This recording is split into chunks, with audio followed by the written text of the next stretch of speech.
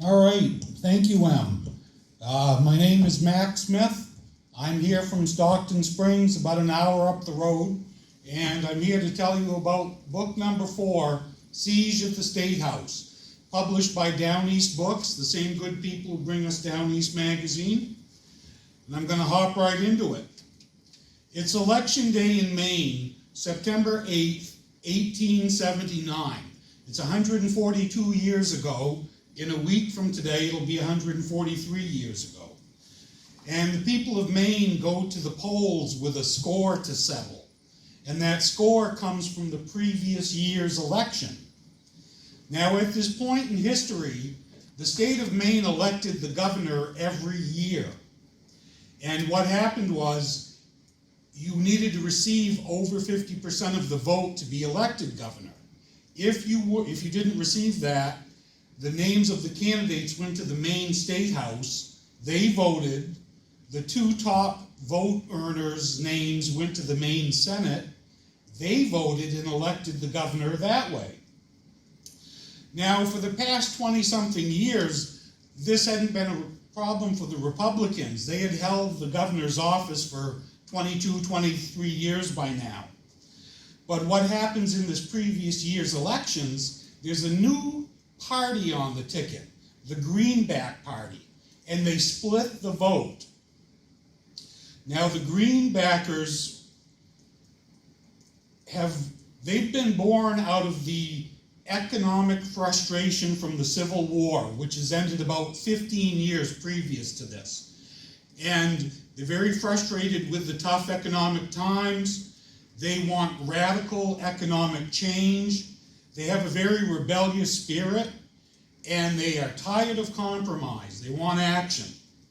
So they're on the ballot, and what happens is, in that previous year's elections, the Republicans get the majority of the vote, but they don't get over 50%. So the names go through this process, and ultimately, when the names get to the Maine State Senate, the Democrats and the Greenbackers put their votes together.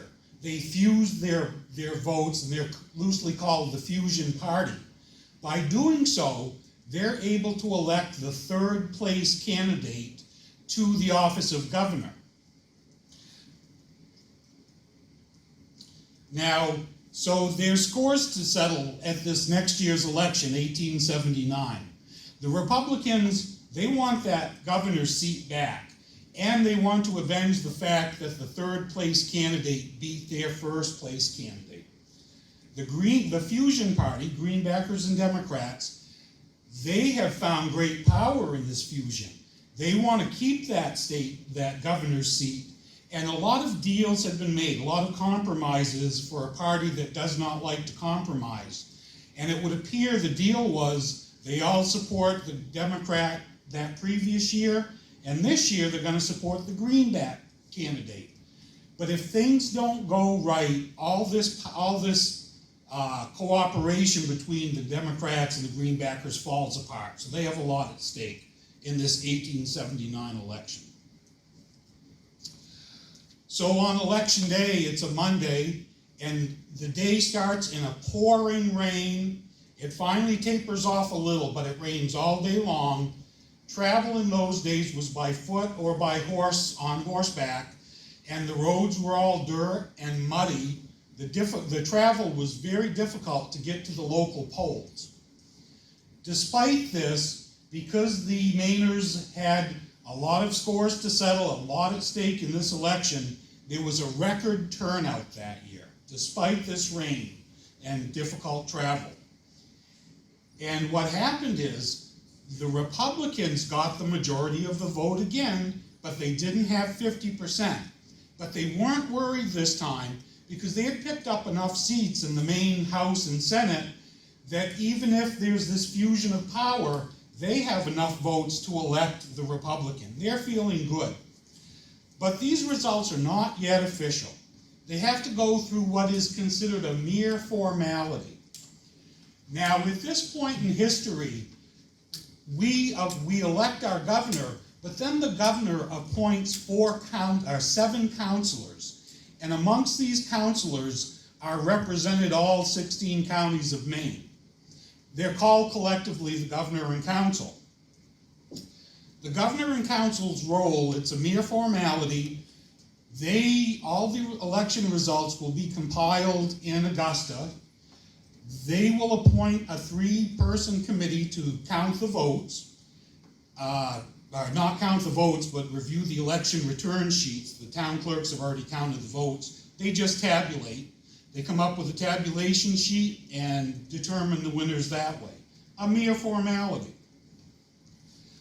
So what happens is 2 months go by, and the governor and council, this is a different Augusta. They only meet every week, every 2 weeks, even every month, just when needed.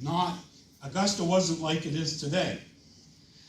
But shortly after the election, the Biddeford Journal prints a story. They have no facts, it's based on rumor, but the story is that all the election result materials, the return sheets, the ballots, have been in the possession of the head of the Greenback Party since the time of the election, since they were compiled at the Secretary of State's office. This causes great concern because the head of the Greenback Party is also the state printer. When the Democrats had taken over the year before, they had changed the state printer. This man has offices in the State House, a budget, availability to state officials, and he's a man of bad reputation. This story makes people's hair stand up on end, but again, it's just a rumor.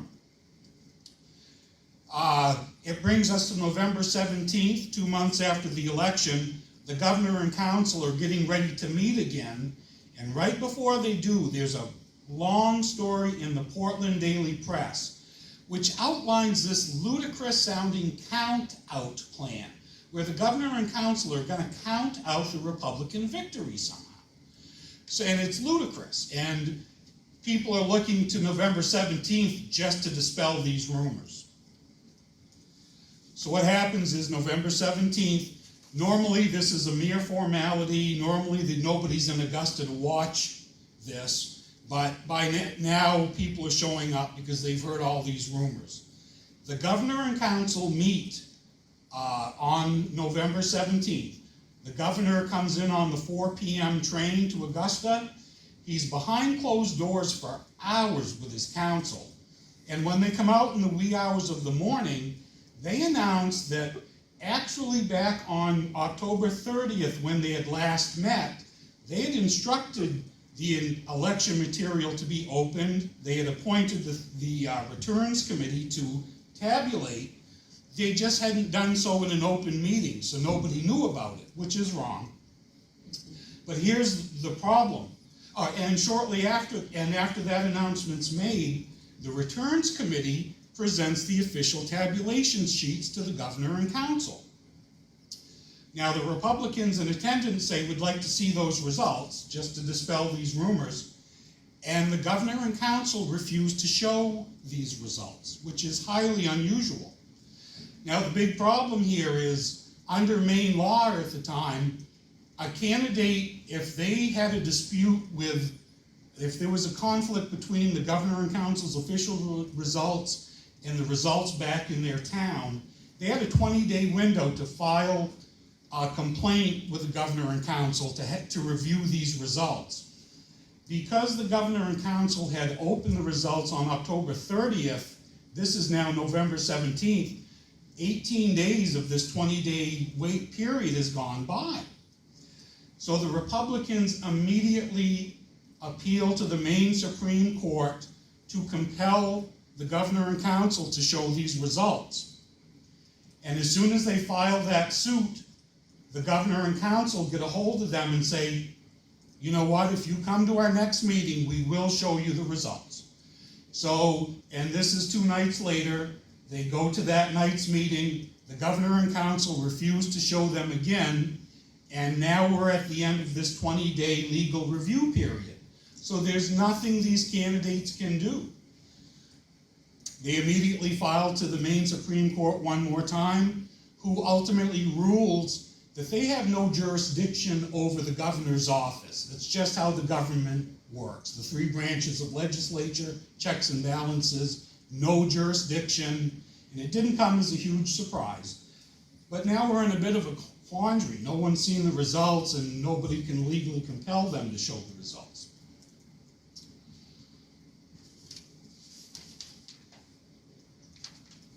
All right. So what happens is another month goes by. It takes us to December 15th. This is the last day by law that the governor and council have to issue these certificates of election and post the official results. And they wait right till the last minute. Now, when they post them, they announce that in an effort to fight what they call Republican election corruption, they haven't just gone through the return sheets and tabulated. They've gone through every ballot and every piece of material, and whenever they found a flaw, they set those results aside. And they said it was done very fairly and everything, but when they announced the results of the winners of the contests, no Greenbacker or Democrat has lost a seat. Only the Republicans and all those seats have gone to the Greenbackers and Democrats. And you're gonna love this. In the end, 8 Maine Senate seats went from the Republicans to the Fusionists. In the Maine State House, 29 seats were taken from the Republicans, 17 were given to Fusionists, and the representation of 5 cities entirely were thrown out entirely. Portland, Lewiston, Saco, Bath, and Rockland. So here are these major cities and the presidential election's coming up the next year. And at this point in time, the state legislatures are they have a great effect on these presidential elections. There's outrage. And common sense would have said if you'd done a fair review, you would have found errors with every party. You know, it just shouldn't have been just one party.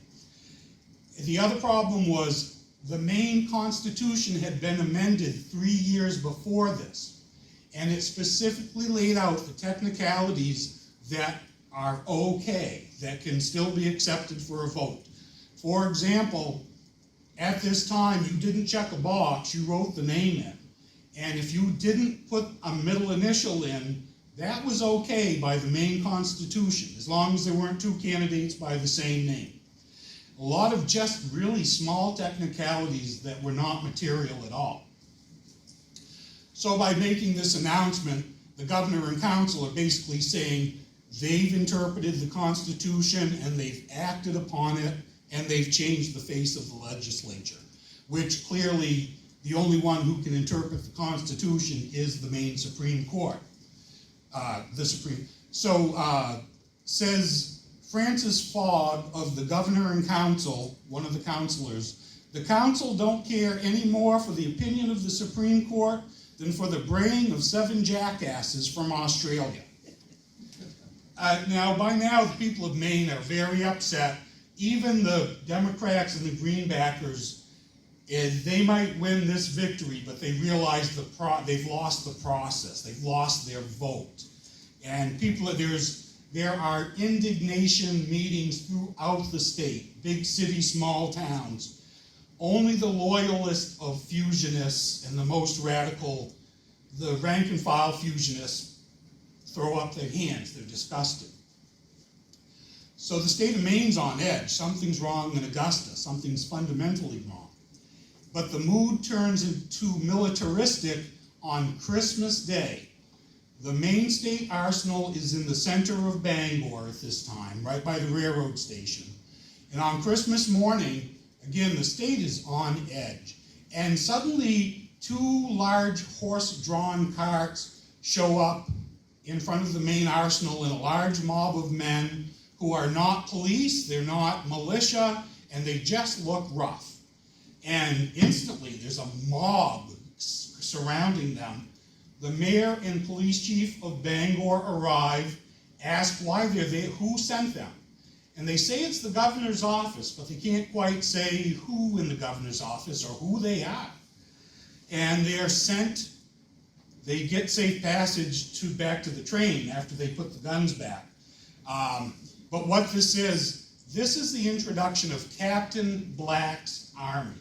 Captain Black's Army was an illegal, unauthorized, unofficial force of 200 men. The core of them were the loyal radical fusionists, but in general it was mercenaries who were willing to do anything above or below the law for $5 a day. This money to pay them, turns out Governor Garcelon misappropriates from taxpayers' fund from the state's education fund, and these men are being paid in cash.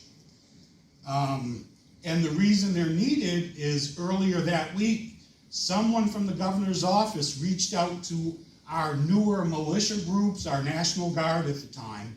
The newer groups trained with state weapons until they could get their own, and they were ordered to return those weapons because Captain Black's men had no weapons. And the men of these militia companies refused to do so. That's how the mood was. They technically committed treason for this. So what happens is, within the next week, the weapons are transferred officially, and they're in the State House. And on New Year's Day, there's a distinct change at the State House. It's noticed by the newsboy from the Kennebec Journal, who brings his daily load of papers, and they refuse to let him in. So a reporter from the Boston Globe shows up that evening, and this is part of what they write in their story. A visit to the building this evening revealed the most interesting, not to say astonishing, state of things. While the city and the state are sleeping quietly under their white mantle of snow, the State House is filled with armed men. Doors are locked, the windows guarded, and the approaches watched. On trying to enter, a rifle pointed at the stranger warns him to go slow. His business stated, he proceeds through the half-dozen men about the door, but at every turn, on every flight of stairs, in every room, he finds armed men. And what's happening at the same time, there's James Blaine, a prominent Maine politician. His residence is just across from the State House, kitty corner. It's the Blaine residence, the residence of the governor now. And what had happened, at the start of this, prominent Republicans were gathering there. But by now, the rank and file of the Republican Party is starting to show up. And some of that group wants to do this peacefully, and some wants to do it with bloodshed. And legally, they would have been justified, but calmer heads prevailed for the time being. It takes us up to the day before the swearing in of this legislature, January 6th. The traveling's very bad in Augusta. It's very snowy, yet every train brings in more and more people. The officials of the Maine Central Railroad sent a memo to the employees telling them not to discuss politics and try to keep the situation as calm as possible. The Augusta police go to the different drinking establishments in Augusta and close them down for the time being. It takes us to the opening day of the legislature the next day. The city of Augusta is filled. The State House is filled outside and inside. And what it comes down to was a matter of quorum. They needed to have more than 50% of legislators answering to the roll call before they can do any business. Now, the Republicans who did receive certificates of election, they were all in their seats, but they didn't answer to their name, all except for one, Eugene Hale from Ellsworth, and he answered to his name so he could participate in the proceedings, but none of the other Republicans do. So after the roll call, Hale suggests to the clerk that there's a lack of quorum because enough people didn't answer to their names. The clerk says enough people did answer, and he said, what's the exact number of people that answered? And the clerk refused to give the number. He just said enough people did answer. So now it's really clear to everybody that's illegal. They're participating in something illegal. before the morning's out, Representative Hale is on his desk jumping up and down about quorum. I always say he did it Norma Ray style, if any of you remember the Sally Field movie. But it's the issue of quorum, and everybody's witnessing this illegal act happening. And what happens by the end of the day, because of that, I think, no governor's chosen. You remember I told you it has to go through this process. Well, and because no governor's chosen, it appears they just sort of lost their will at the end. Because no governor's chosen, the way the Maine Constitution reads, if a governor leaves office, the Maine State Senate takes the governor's seat. Because Governor Garcelon's term expired and nobody had been put in his seat, it technically wasn't vacant, so it could not be filled. And there's no legal way out of this. Now, the one smart thing Governor Garcelon did through this whole thing, a few days before this, he had called on retired General Joshua Chamberlain. And Joshua Chamberlain took charge of the state, basically the state at midnight when Garcelon's term ended. Normally, the regular head of the militia would have taken that role, but he turned out to be a conspirator in this whole thing. Immediately, Chamberlain dismisses Black's army, but all they do is go out to the grounds of the State House and they remain on the payroll. On Wednesday they were sworn in. Thursday and Friday, they're described as acting like they're waiting for a punch, the fusionists. They've punched the Republicans, they know the Republicans are gonna punch back, but they don't know when, so they're very flinchy. They get to Friday, they're getting ready to go home for the weekend. The state treasurer announces because there's no governor, there's no one to sign their warrant, there's no pay. And the fusionists realize if they don't come out on the right end of this, they're not going to get paid at all. This is a citizen legislature. They go home for the weekend and should have had respect and adulation. They received open hostility. And these are working people who are giving up regular paychecks to represent their community, and their families are getting no pay. So Monday morning, trains come back, 20% of the fusionists don't return. There's only 72 out of the 98 fusionist legislators there. They go into session Monday morning for a few hours, adjourn, nothing happens. That evening, under darkness, the Republicans retake the State House. What they do is, as soon as the sun sets, out of James Blaine's house, in small groups of one or two here and there, they come out the door and they meander over to the State House until all of them are in there. Joshua Chamberlain allows them into the chambers, and they call themselves into session. They present a list of questions for the Maine Supreme Court that will settle it once and for all. They authorize themselves to send it to the Supreme Court, and they adjourn and get back to the safety of Blaine's house. Now there's the next day, the news hits the newspapers of what's happened. The core of the fusionist party is very mad. One fusionist newspaper calls for Chamberlain to be treated like a traitor, which is the punishment is death. And they call for their loyal people to get up to the State House. Takes us to Wednesday morning. Outside the State House, fusionists, Republicans, gawkers, everybody. And we're still waiting to hear from the Maine Supreme Court. Joshua Chamberlain even took the step to send orders to the militia companies that if for any reason the telegraph lines got cut, they would report to Augusta immediately with their weaponry. It looked like it was about to happen. And this is sort of the showdown here. It's Wednesday morning, the crowd's outside, and finally one of Chamberlain's aides comes into his office and said the crowd's about to make their move. And Chamberlain goes out to the steps of the State House by himself, and this immense crowd instantly falls silent. Descending the steps, Chamberlain confronted the mob. Quote, "Men, you wish to kill me, I hear. Killing is no new thing to me. I've offered myself to be killed many times when I no more deserved it than I do now. Some of you, I think, have been with me in those days. You understand what you want, do you? I'm here to preserve the peace and honor of this state until the rightful government is seated, whichever it may be. It's not for me to say. It is for me to see that the laws of the state are put into effect without fraud, without force, but with calm and thought and purpose. And I am here for that, and I shall do it." And as he says these final words, he takes a suit coat and opens them up as he says them. "If anyone wants to kill me for it, here I am.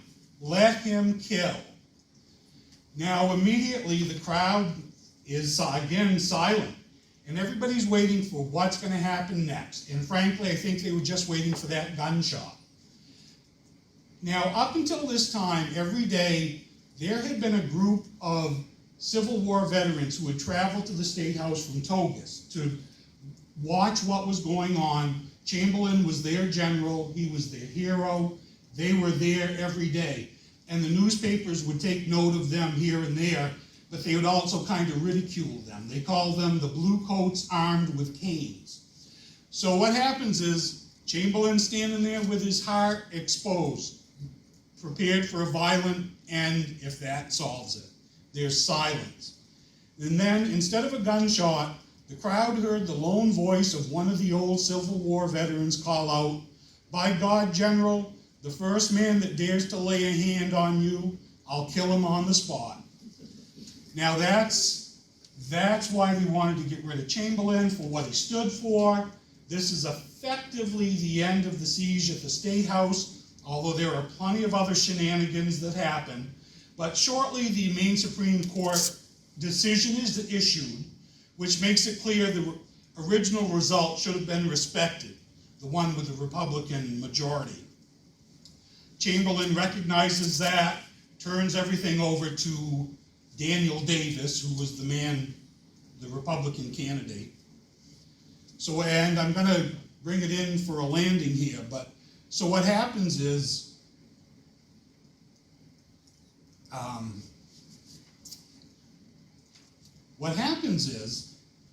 they immediately go to the governor and council's suite in this very small state house, not as big as it is today. And that Chamberlain had locked up those offices. No one was supposed to be in there. They go in to get their election results, and they're all gone. 125,000 ballots, 400 return sheets, just a bulk of stuff. And through some cloak and dagger stuff, which you find throughout this book, some of the materials are returned. Some, it turns out, were stashed throughout the State House. And the story of how they disappeared, how they came back is great. Immediately, as soon as the results are all compiled, there's a bipartisan committee appointed. They do a very thorough, fair investigation of this, and it's very interesting to read. And then, lastly, there's a list by county of every town that had a count out, who got counted out, why they got counted out, who got counted in. But lastly, I'm just going to explain what the initial plan was with these conspirators. That year, the new state printer, the head of the Greenback Party, conferred with the Secretary of State, another fusion loyalist, and it was decided to change the return sheets for the elections, even though the previous ones had worked fine. And what they did was, you had a required number of signatures on these sheets. And they put the lines at the bottom, but they left one off, and then they enclosed it with brackets. So these return sheets had to be done by the end of Election Day. Election Day was also town meeting day. And so once you saw enough signatures in there, you assumed everything was okay. So what they did was, after all the results are compiled in the Secretary of State's office, they're secretly opened, the return sheets are gone through, and the flaws for all three parties are jotted down. Then what they do, all the return sheets for towns that had a Republican victory were simply thrown out. They didn't count those votes.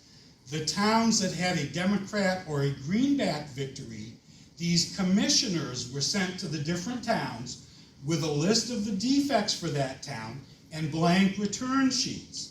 They would go to the senior fusion official in that town, and most of the times they were able to, they fixed them with that list of flaws. They knew what to fix, got the signatures, and got them back to Augusta. And the commissioners that helped with this, most of them eventually got a seat in the legislature, an illegal seat. But where the big problem is, I told you there was a record turnout. If it hadn't been for the record turnout and the Republican sweep in that turnout, this would have worked. This would have worked. There would have been questions, it might have been a little stained, but it would have worked. But because of that victory, once they had done all that with the return sheets, they hadn't changed things enough for the fusion party to have the majority. So they got into ballot tampering, and as they went on, it became more desperate, time became less. They got very desperate to the point that they would write the incorrect middle initial on a ballot so they could throw it out, but they were so pressed for time, they were using a different colored ink. I mean, it got incredibly desperate. 125,000 ballots, 10 men to tamper with them, 12,500 ballots. Each man had to match these results that they were kind of coming up with. Yeah. I'm going to leave it at that. I'm going to ask for questions, but before I do that, I want to do my book commercial. I have 5 books through Down East Books. Mainers on the Titanic. Peyton Place Comes Home to Maine, the making of the iconic film. You'll see Rockland in there a few places. Maine's Hail to the Chief, a history of presidential visits to the state. You'll see Rockland in there, especially FDR's visit here in it was right before the war. It was a quick trip, no one was supposed to know about it, but you're gonna see Rockland in there quite a bit. See the siege at the State House, and fresh off the printer, hot off the press 2 weeks ago, Disaster at the Bar Harbor Ferry. It's the true tale of Maine's worst maritime disaster. It, like Siege at the State House, are pieces of history that are getting lost to time, and now they're documented. Each book sells for $20, including tax. If you'd like a copy, you just see my niece, and we take cash, checks, and we're working on the credit card thing. It might work. And she'll take the money and send you over to me. But if you don't want to buy a book, I do want to say thank you for being here and spending a little time listening to me talk about this book. So thank you for that. And if there are any questions, I'd love to try to give them an answer. Did they have a secret ballot at that point? The individuals when they went to vote? It's a little hard. I'm not sure. I'm going to say I'm not sure. I'm not sure. The voting procedures. Yeah. Now, the nomination process was a little different. I know that. I know you had to write the name on the ballot. I want to say it was a secret ballot, but I could be wrong, sir. Yeah. We all assume elections are done like we do them, but they weren't for a long time. It took a while just to unravel. You would read those newspapers from 140 years ago, and they were talking commonly, but it just didn't make sense what they were referring to for a while. It took a while just to research that process. I know there's a story in here where there are men outside a polling place giving voters a ballot, but it sounded like the names, I honestly don't, I wish I knew a little more of that, but I don't. Yes, sir. In general, what did the Republicans stand for, the fusion, and the Democrats at that election? Sure. Of course, he asked what each party stood for. This is 140 years ago in much different times. For the purposes of my book, the Republicans, there had been the Republican Reconstruction of the South after the Civil War, and the Greenbackers held that against the Republicans.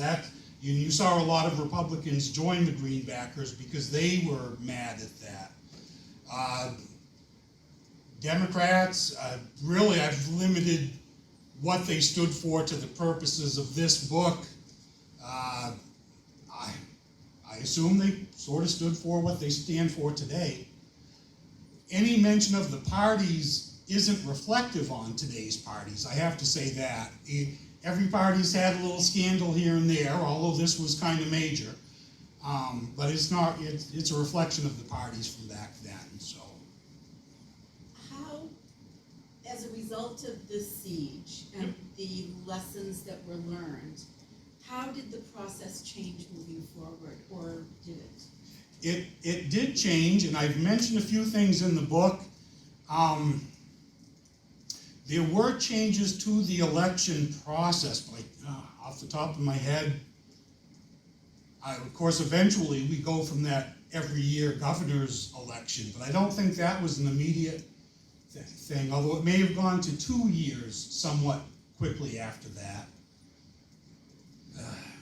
Yeah, off the top of my head, I wish I could give you a better answer. I apologize for that. One thing I will say, at the following election, no one was ever prosecuted for any of this, but at the following election, the Republicans won everything.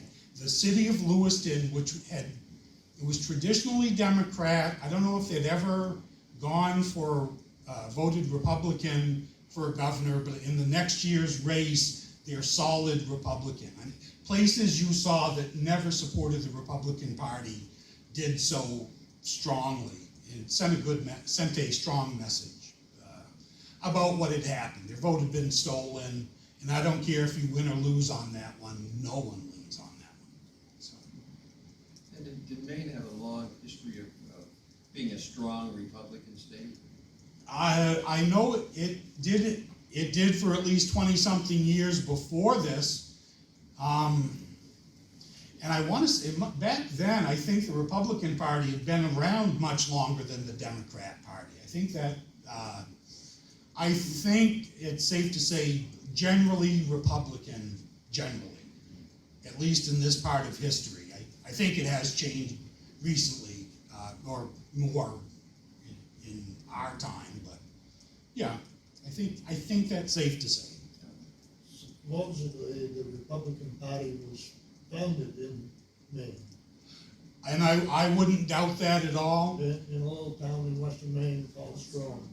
All right, now that's a story in itself. So I'm going to look. I wouldn't be surprised. Maine has a strong democratic. We believe in our country, and I wouldn't be surprised at that at all. I will say that James Blaine, who was right kitty corner across the street, he was actually the head of the Republican Party for the upcoming presidential election. He actually left the campaign trail for 2 months. This was such a serious matter. President Hayes was involved. The country was watching, because if this had worked here, it could have worked a number of other places. So which leads me to, did this remind you at all of the January 6th? Yes. Yep. And I'll tell you my story is, when I was researching the Mainers on the Titanic, I came across that little story about the Christmas Day raid on the state arsenal. And I had to try not to get distracted in other newspaper stories. But it just didn't make sense, because it seemed like an authorized force had asked for the stuff, but there was another force. So when that was all going on is when I decided it was time to do all the research and put this book together. And so it is timely that way. It really is. Unfortunately, I guess election fraud, well, no, that's not right. Yes, it's very timely. there's always gonna be corrupt, well, I'm just gonna say it. The only difference between this and